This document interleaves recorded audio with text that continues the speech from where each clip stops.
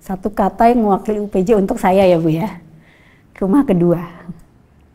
Karena selain di rumah sendiri, tempat yang selalu saya ingin datangi itu UPJ. UPJ itu buat saya adalah tempat saya menanamkan harapan untuk generasi muda. Bagi saya, UPJ adalah pendidikan tinggi yang berkembang, maju, dan menjadi kebanggaan Civitas Akademika UPJ. Jadi UPJ diharapkan menjadi sebuah universitas yang memiliki keunikan urban studies yang berkualitas. Harapan saya UPJ growing, better and better, dan pastinya jaya, jaya, jaya.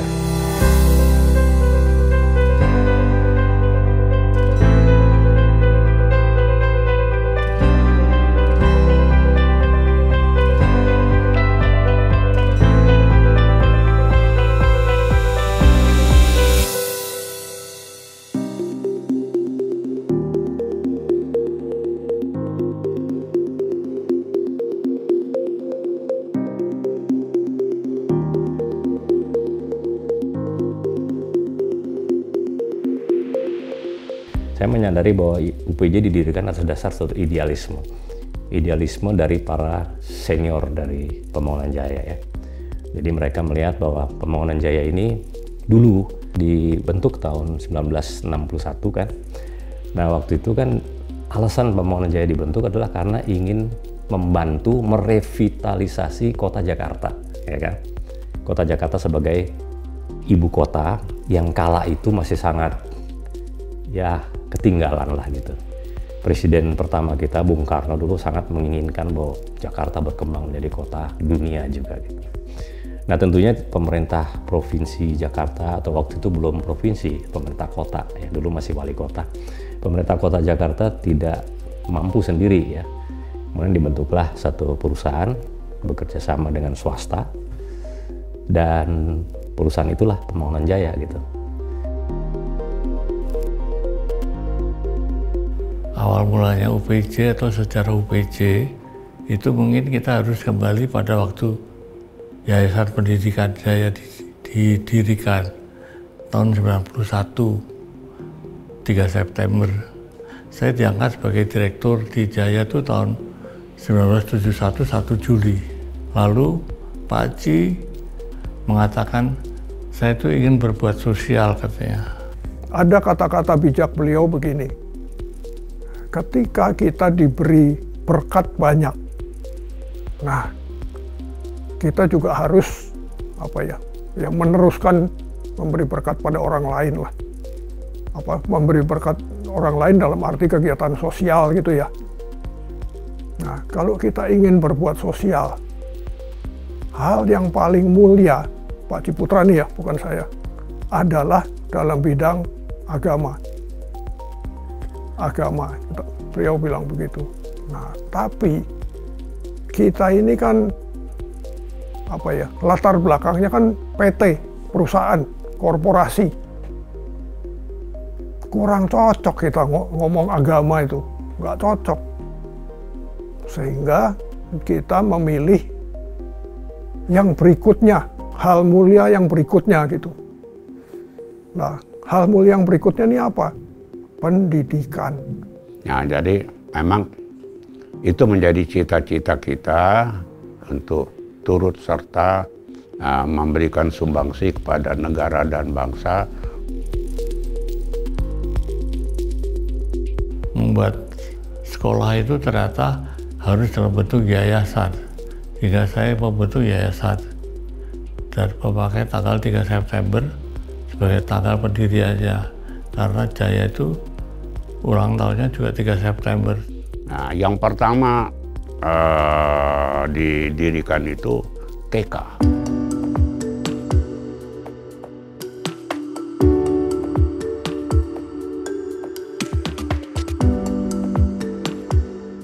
TK Kicau itu adalah taman kanak-kanak di Bintaro yang dikelola oleh ibu-ibu istri dari staf Jaya Real Property yang bertempat tinggal di Bintaro.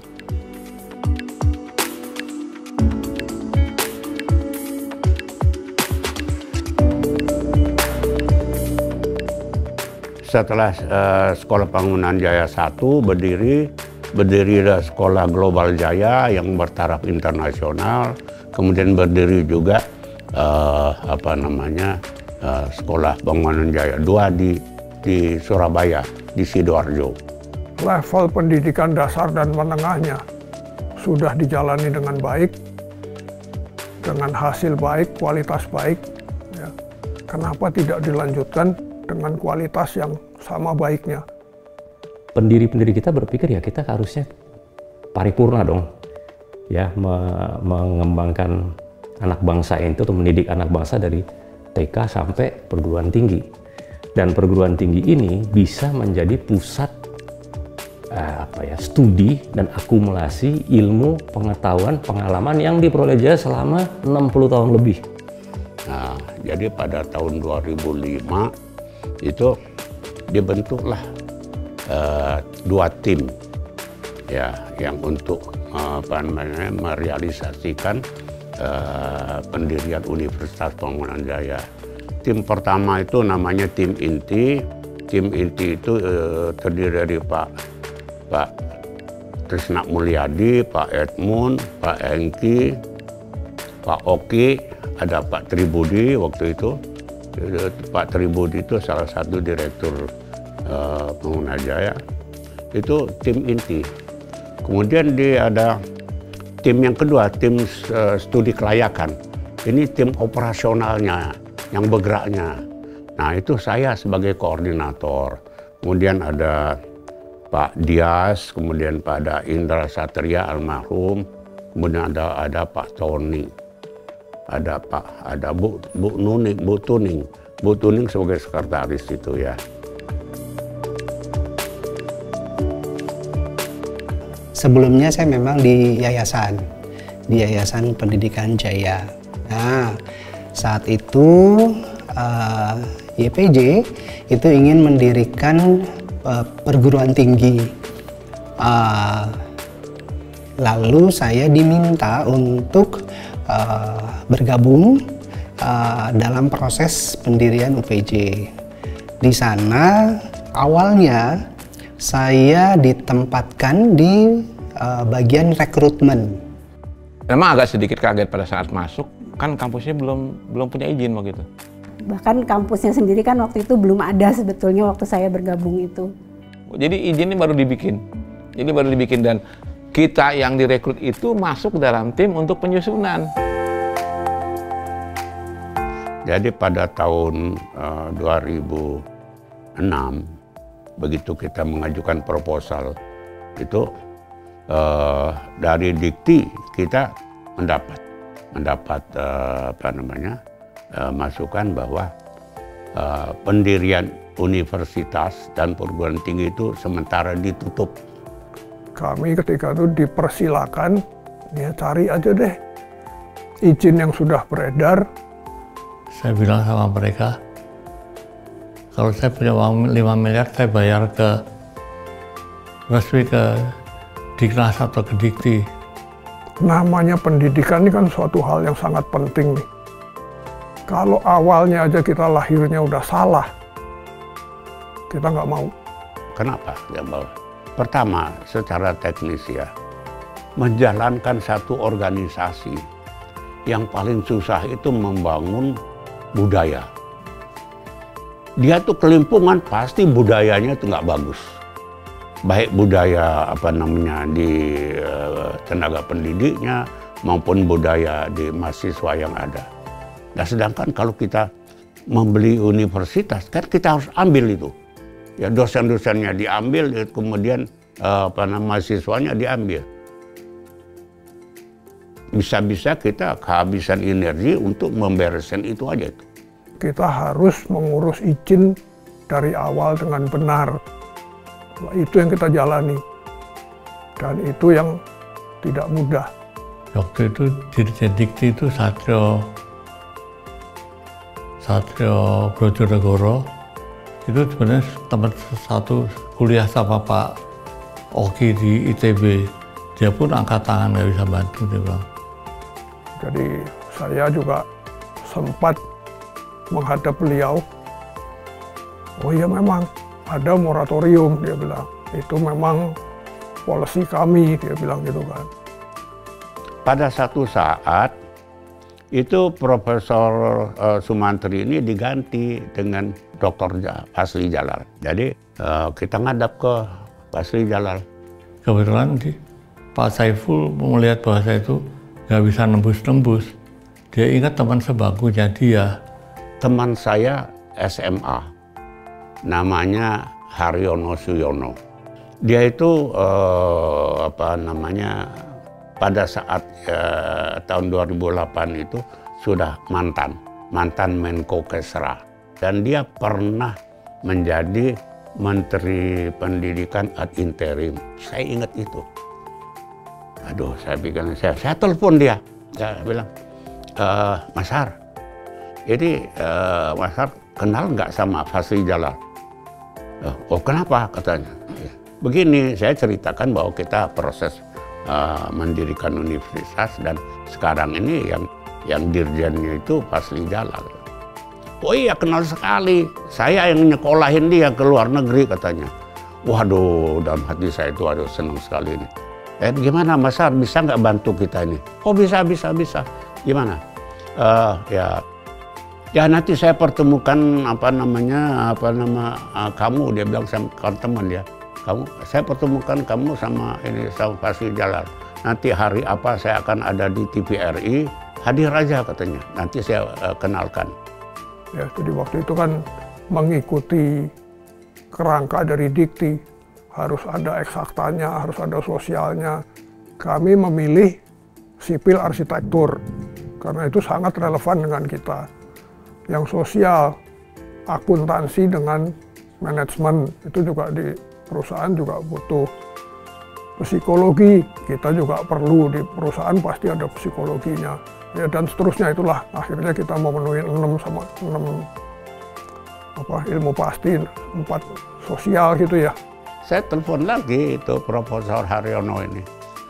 Mas Har, ini saya ini sudah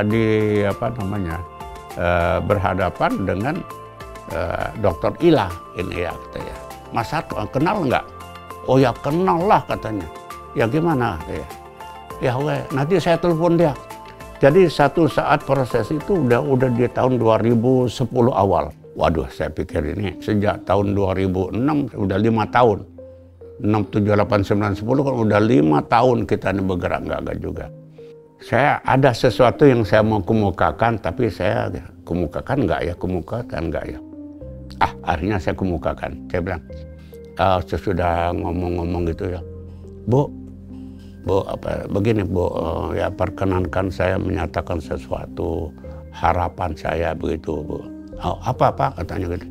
Gini Bu, tahun depan itu tahun 2011, Jaya itu akan berusia 50 tahun. Aduh, itu satu saat yang satu momentum yang tepat sekali kalau misalnya kami ini bisa mengumumkan juga pendirian Universitas Pembangunan Jaya. Ya. Kami tidak minta diistimewakan Bu, ya, tapi beri kami jalan. Bagaimana caranya supaya ini secara sah, ya, secara sah itu bisa cepat kami dapatkan. Dia bilang, oke, ya. Nanti saya kasih tahu Pak Saif. Pulang, kemudian besok Dr. Saila telepon saya. Pak Saiful, katanya gini, ini tolong Pak Saiful hubungi di Dr. Megawati Santoso, dia tuh di ITB. Pada satu saat Ibu Megawati ini saya telepon, apa katanya, ini ada 10 proposal ini mau saya bawa buat ketemu Ibu. Ini sekarang saya ada di Jakarta, saya mau pulang nanti sore. Oh kalau gitu gimana Bu, kalau misalnya saya jemput Ibu, kita sama-sama ke Bandung. Nah itu Ibu yang namanya Ibu Megawati itu di jalan kerjanya meriksa. Oke, lampu mobil itu periksa begitu. Kita diam semua. dia periksa. Kemudian berapa jam begitu ya. Nah sampai di Pasteur, pintu tol, selesai itu semua. Dan kalau udah di ACC Bu Megawati, Bu Ilah tuh berani tanda tangan setuju. Nah, jadi singkat ceritanya, 25 Februari tahun 2011 itu keluar surat izin. Waduh, alhamdulillah rasanya lega banget begitu Bu ya. Untuk itu kita diminta mengajukan proposal persiapan. Satu, persiapan sarana gedung fisik. Kemudian persiapan dosen. Kemudian persiapan bimbingan. Ini yang berat. Bimbingan dari universitas yang udah berakreditasi A. Yang pertama langkahnya adalah mencari konsultan. Dari beberapa konsultan itu, ya yang disarankan, itu kita memilih Profesor Gunawan. Karena apa, dia menjadi konsultan pada waktu kita mendirikan Universitas UPJ ini. Nah, dia mengumpulkan timnya, liberal arts antara lain juga dari dia. Lalu kami merekrut Profesor Mei-Ling Ooi yang pernah di Harvard yang mengalami liberal arts.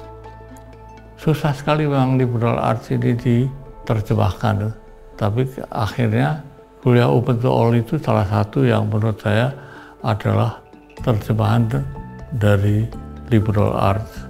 Mereka tuh bisa ambil kuliah sejarah, mereka bisa ambil kuliah mengenai musik, mereka bisa mengambil kuliah macam-macam yang menambah wawasan mereka, bisa mengasah perasaan mereka juga sebelum mereka masuk kepada betul-betul hardcore-nya. Nah, hardcore itu menambah mereka pada keahliannya, tapi landasannya itu harus pada liberal arts. Jadi saya waktu itu di Amerika agak terkesan dengan universitas itu adalah tempat bagi orang untuk berpikir, bukan berbuat. Jadi rupanya gini, jadi seorang sarjana itu perlu seluas mungkin, sebesar mungkin menimba pengetahuan di sebuah kampus. Jadi kampus itu adalah sebuah tempat kamu boleh tanya pada siapa saja dan belajar di mana saja. Itu sebabnya saya kira yang namanya liberal art itu sangat relevan. Ya. Karena liberal art itu kan membangun kompetensi seseorang. Sebenarnya saya sendiri baru bergabung dengan UPJ belum terlalu lama ya, saya baru sekitar 3 tahun. Tapi saya bergabung di Grup Jaya, kebetulan pada saat UPJ baru saja dibentuk gitu. Jadi saya sudah dari awal sudah mendengar UPJ, dan entah mengapa saya memang banyak dilibatkan dalam aktivitas UPJ, even sebelum saya diminta di sini ya. Gitu. Dulu karena ada informasi bahwa ada kampus baru yang berdiri di Tangerang Selatan, kemudian mengusung nama Jaya. Saya pikir ini kampus bakal jadi kampus yang besar, saya pikir, karena dinaungi oleh Grup Jaya. Ya, karena itu yang dikenal banyak orang ya. Bahkan kampusnya sendiri kan waktu itu belum ada sebetulnya waktu saya bergabung itu. Tahun sekitar 2011-an saya melihat satu bangunan ruko, di depannya tertulis Universitas Pembangunan Jaya. Namun tidak yakin Bu, saya waktu melamar, waduh ini kampus serius enggak ya? Itu pertanyaan yang besar buat saya pada saat itu. Tapi kemudian saya mencoba masuk, bertemu dengan pada saat itu yang menginterview adalah Pak Oki dan Pak Edmund. Akhirnya kita ngobrol sama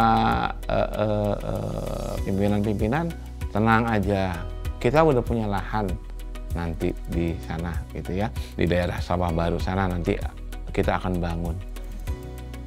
Bertahap kita bangun. Belajar lagi dari pengalaman, kalau mau bicara lesson learn lagi.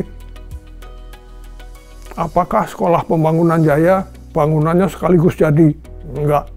TK-nya dulu, SMP SMA-nya dulu, baru SMA-nya menyusul. Global Jaya School, gedung TK SD dulu, numbers-nya mulai dapat, gedung SMP dibangun, gedung SMA dibangun, bikin teater Gedung teaternya kan, waduh luar biasa itu. Bertahap, sama saya pikir UPJ. Kita mulai dengan master plan, bertahap dibangun. Nah di sini, memang pada waktu itu ya kita berpesan harus ada academic space. Nah academic space itu yang pertama itu di sini. Kalau kita masuk dari depan, ini ada apa namanya plaza dalam.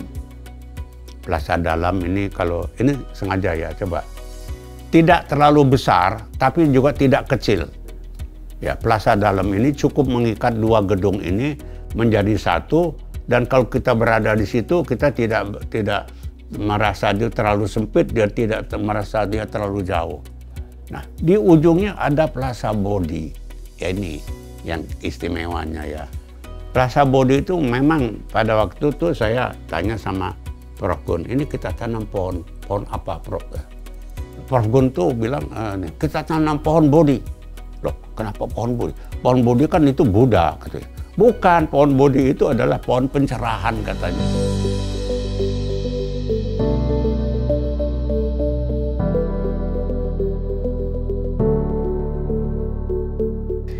Tapi setelah saya ikut dalam aktivitas keseharian UPJ, ternyata mengurus universitas itu jauh lebih sulit dari mengurus korporasi menurut saya ya.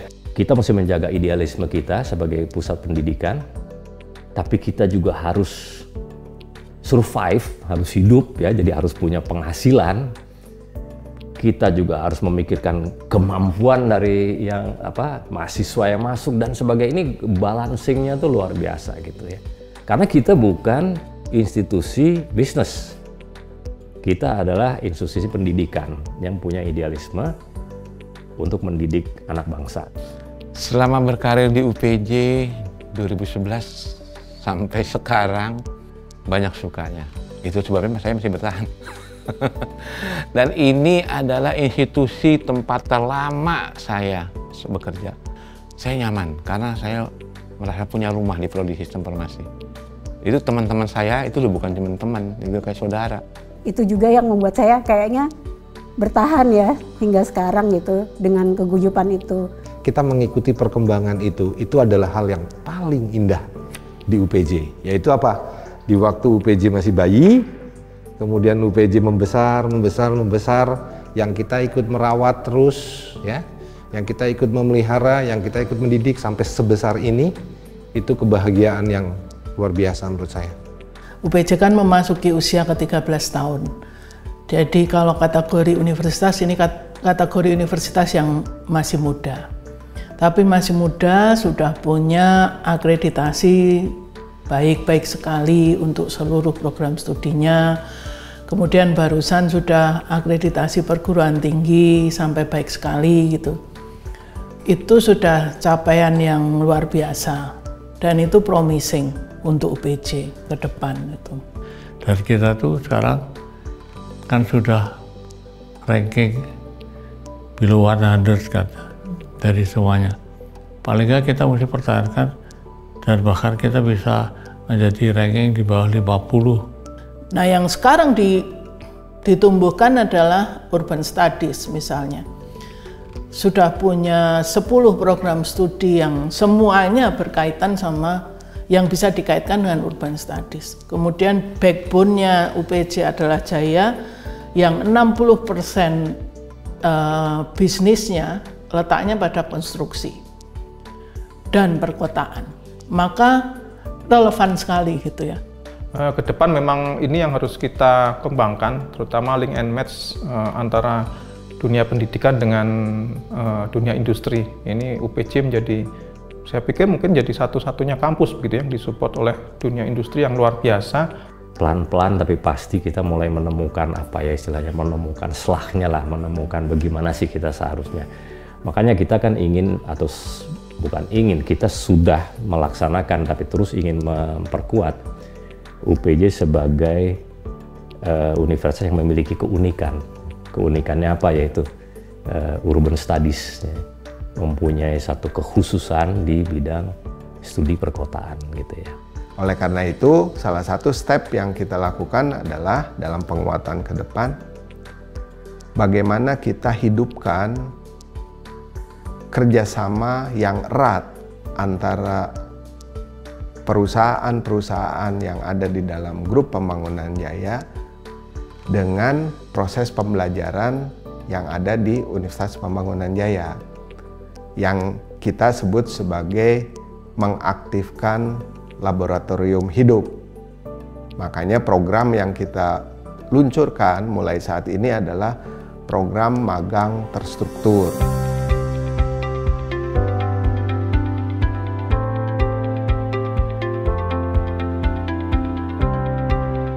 Kalau harapan terhadap UPJ, kan pastinya kita menginginkan UPJ itu terus berkembang dan bertumbuh.